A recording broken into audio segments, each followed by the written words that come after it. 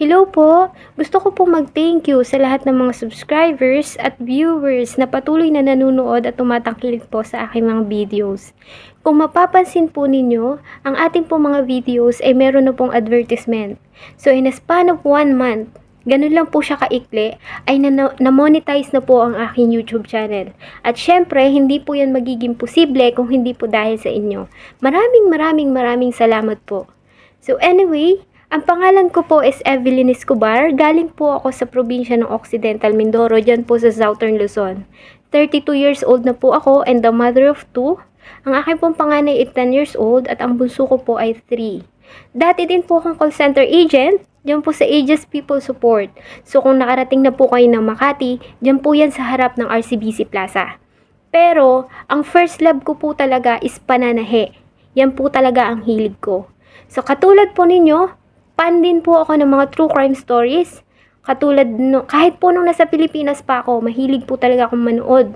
Tulad ng Soko, ng Investigador at mga documentaries.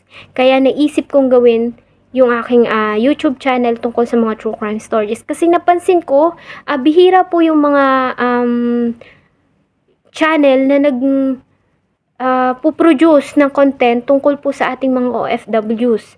So, ako po pala ay isa ding OFW. Sa katunayan po, ako po ngayon ay kasalukuyang nandito po sa bansang Kuwait. So, nasa Middle East po ako. Yan yung maingay na bansa na pinag-usapan po natin ng mga nakaraang araw dahil nga po dun sa video na ginawa ko tungkol kay Jakatia Pawa. So, bakit po Kuwait? Bakit Middle East? No? Kasi katulad nga nung sinabi ko, maraming crime incident dito na nangyayari, lalo na dito sa bansang Kuwait. So, bakit Kuwait?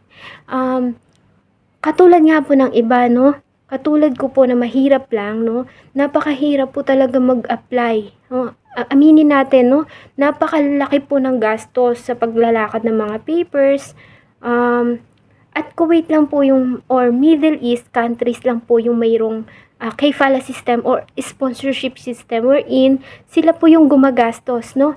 Sila yung gumagastos sa aplikante sa pagpapalakad ng papers bago po hanggang po sila ay makaalis at makarating dito sa kanilang bansa. So yun din po yung nangyari sa akin. Although talaga namang ayaw ko po ng Middle East. Sino naman pong gusto pumunta sa Middle East? Sobrang init at saka talagang iba po talaga, no? Iba po talaga yung kanilang culture.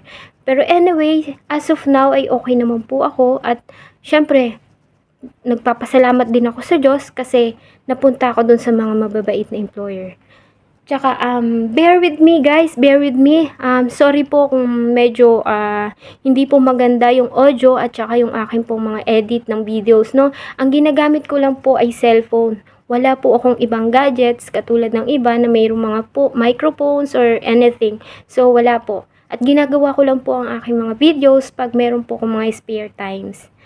Anyway, thank you so much po. Thank you so much po talaga. Hindi ko po talaga ini-expect na makakakuha po ako ng ganyang karaming subscribers at saka viewers sa loob lamang po ng 1 buwan. Maraming salamat po. Sana po, no? Sana po ay patuloy nyo pong tangkiligin at panoorin ang aking mga videos in the future. Ang ipapromise ko lang po sa inyo ay itatry ko po yung aking best para mabigyan po kayo ng accurate at knowledgeable na stories in the future.